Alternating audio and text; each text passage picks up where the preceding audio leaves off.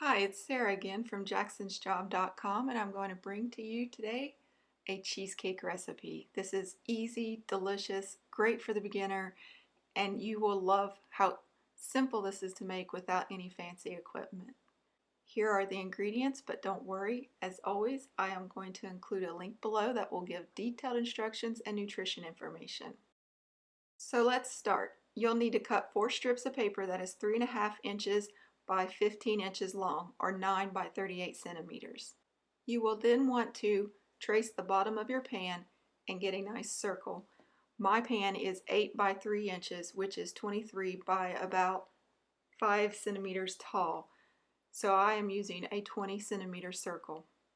Next thing you want to do is go ahead and melt the butter that you're going to use for your crust. And you'll use this to grease the pan and get your paper to stick. The whole purpose of doing this is so you don't have to use a springform pan.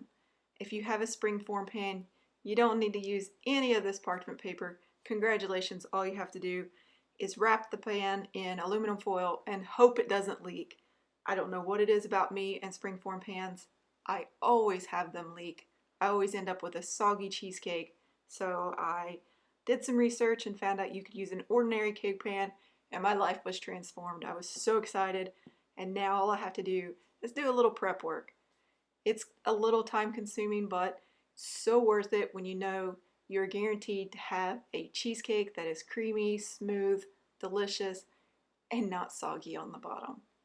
So just get you a nice pan and follow along if you like. If you don't, just use the springform pan. It's entirely up to you on this point. Now, as you can see, I am greasing each individual strip where it connects, because if not, it doesn't stick. So just take some time and put a lot of butter on it. The butter isn't going to hurt you because most of this is going to just stay on the piece of paper and you're going to not use it. So it's actually a little less calorie wise. And if you are concerned with calories, I recommend not eating cheesecake because it's probably one of the more unhealthy desserts for you. You can try to use fat-free cream cheese if you like. I found that it doesn't taste as good, and it's one of those desserts that you just indulge in a bit.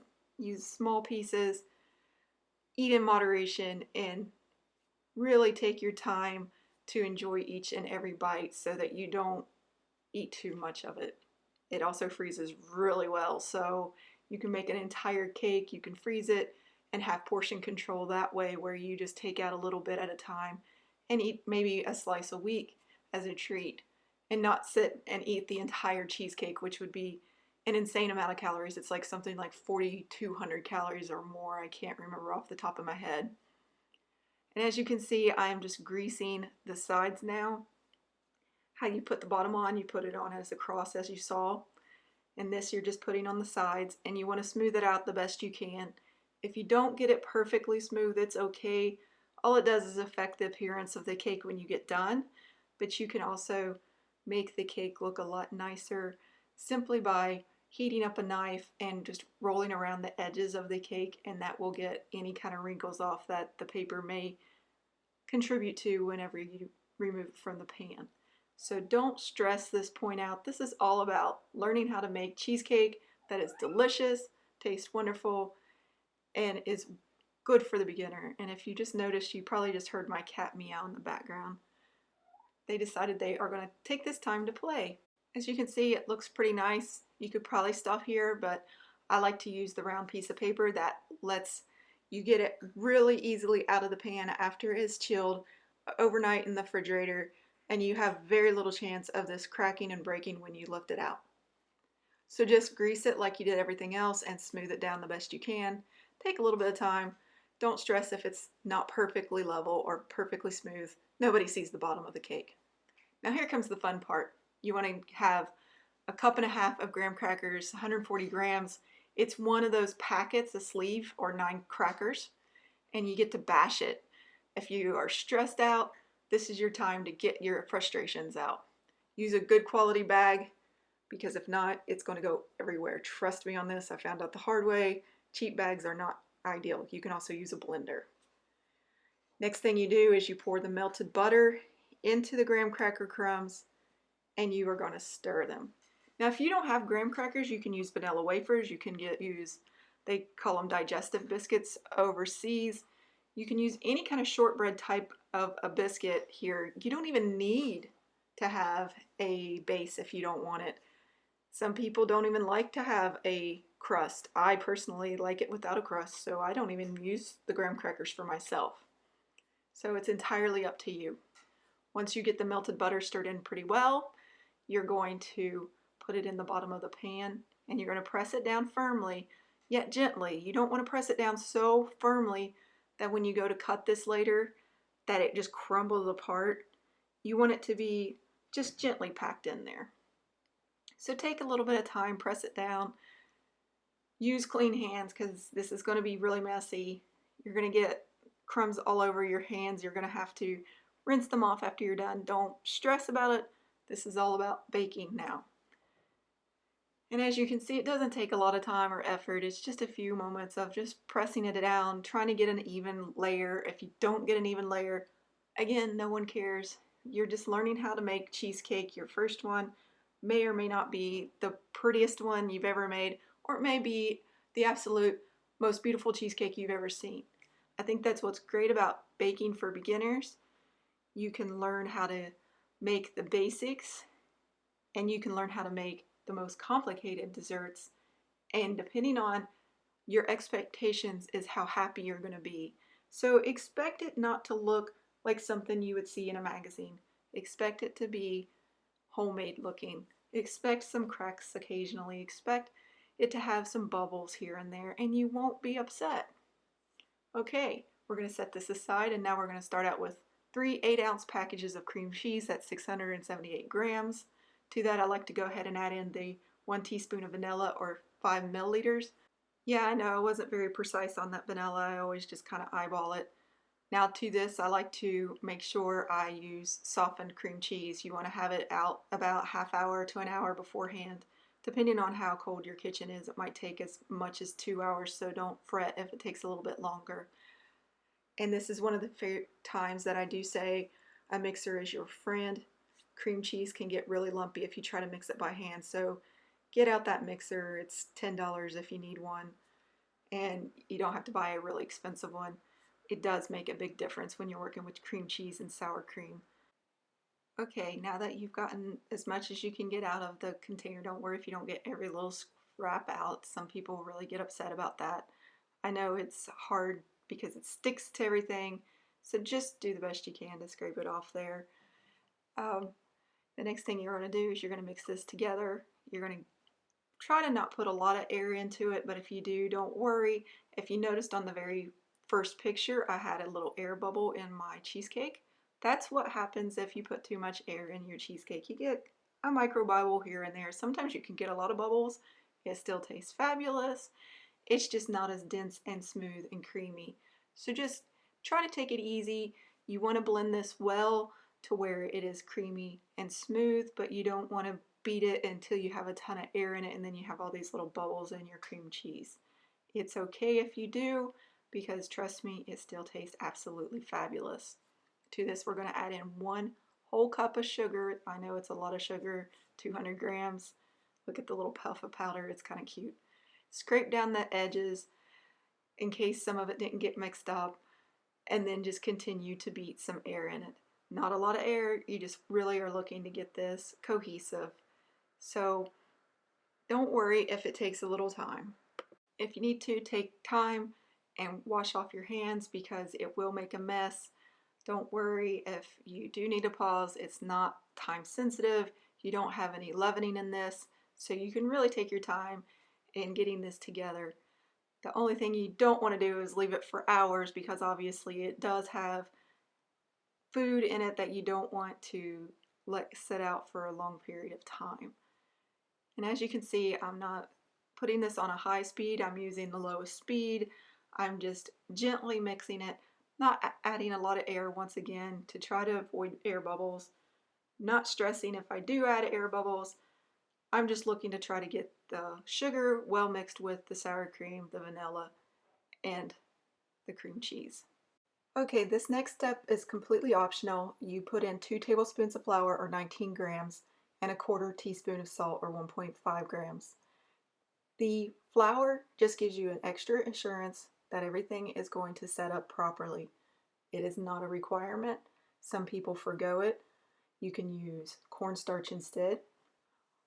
It is up to you at this point. I recommend when you're very first starting out, go ahead and put in that flour, because nothing's more sad than whenever you've put in a lot of work, and if you would have just been a little less prideful and put in that little bit of flour and had a perfect dessert versus having a dessert that just collapsed on you, why would you not put the flour in?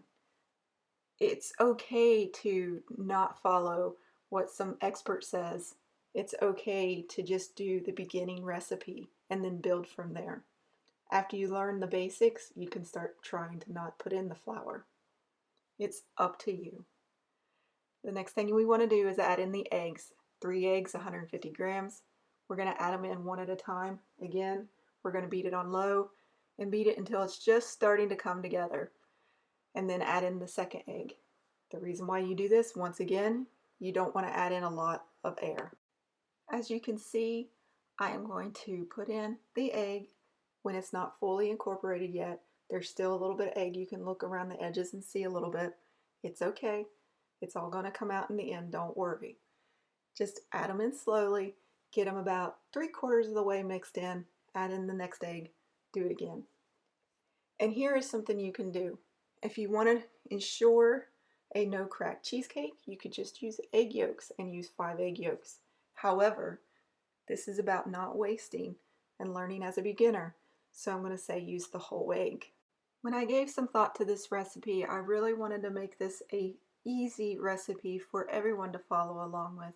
Someone that hasn't really done a lot of baking, someone that wants to make this with their family, someone that just wants to have a nice simple dessert without a lot of trouble. Sometimes when people are making recipes, they don't consider their audience. I like to consider who might be out there trying to make a cheesecake. It's someone who maybe is like a husband wanting to surprise his wife. So if you do that, you want to make it simple. You don't want to be like, hey, let's separate all these eggs and now let's find out how to make the egg whites into some nice fancy topping. There are recipes like that, and I totally applaud that. I actually have some myself. But this is, again, a cheesecake for beginners, so we are using simple, basic recipe ingredients. And as you can see, it is ready. We are pouring it into the pan. It's a thinnish batter. It's more thicker than what you would see in a cake box mix, but it's thinner than if you would make a butter cake. It is a very nice smelling dessert. And one thing I'd like to point out is if you don't like vanilla, you could use lemon instead of the vanilla extract, and it is amazing. I call it a lemon surprise cheesecake because not everybody's expecting that zing of the lemon, and it is amazing. Try to scrape off as much as you can at this point because this is kind of an expensive dessert to make. You don't want to waste it if you can prevent it. A little bit here and there is one thing, but if you're leaving like a cup and a half left in your bowl, that's just wasteful. Now give it a couple taps to help get out any air bubbles. And again, don't stress it. If you do end up with air bubbles, no one cares except for a few snobby people, and those are the people you don't want to share your cheesecake with. You eat your bubbly cheesecake by yourself and enjoy every bit of it, and just let those grumpy people be by themselves without a cheesecake. Again, what I'm doing here is just smoothing out the top. This is purely a cosmetic choice. This is not necessary. If you were to bake it without smoothing out the top, it would just have a little bit of a rustic look to it. So don't panic if you forget this step or if you don't have any kind of spatula to smooth it out. It's not a big deal here. And look over here, Maggie again. I was wondering when she was going to show up.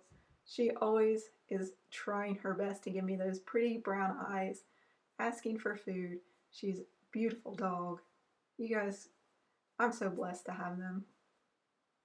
Give it another quick tap after you've spread it around just because you want to.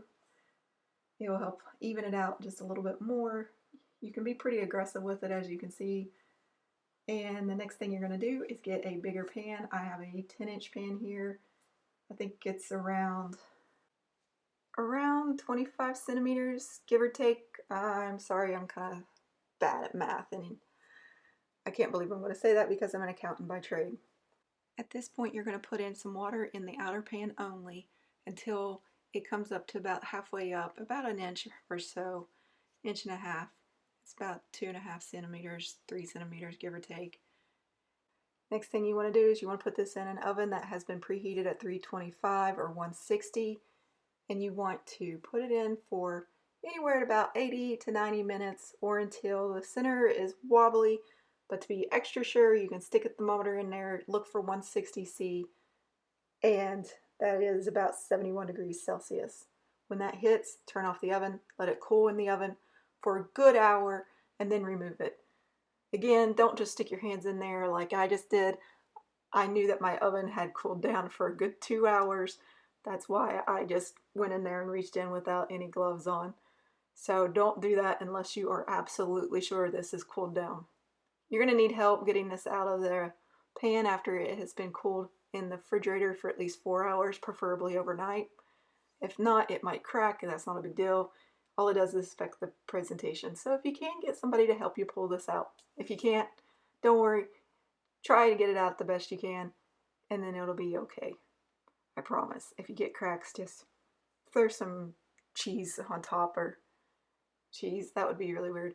Throw some whipped cream on top. Throw on some of those cherries in a can. Throw on some fresh strawberries. Nobody will know. Now, as you can see around the edges, see how it's got a little bit of crinkles because I didn't take my time smoothing that out. Again, not a big deal. Just serve it. No one will care. It tastes delicious. You'll see pretty soon I'm going to make a pretty silly mistake when I'm trying to show you what this cake looks like. I put it on a yellow plate. Forgive me for that. I just wasn't thinking that it wouldn't show up on camera. I'm still new to doing these videos, so I will put a picture up again what it looks like on a different colored plate so you can see that it is a very lovely cheesecake. It tastes absolutely beautiful.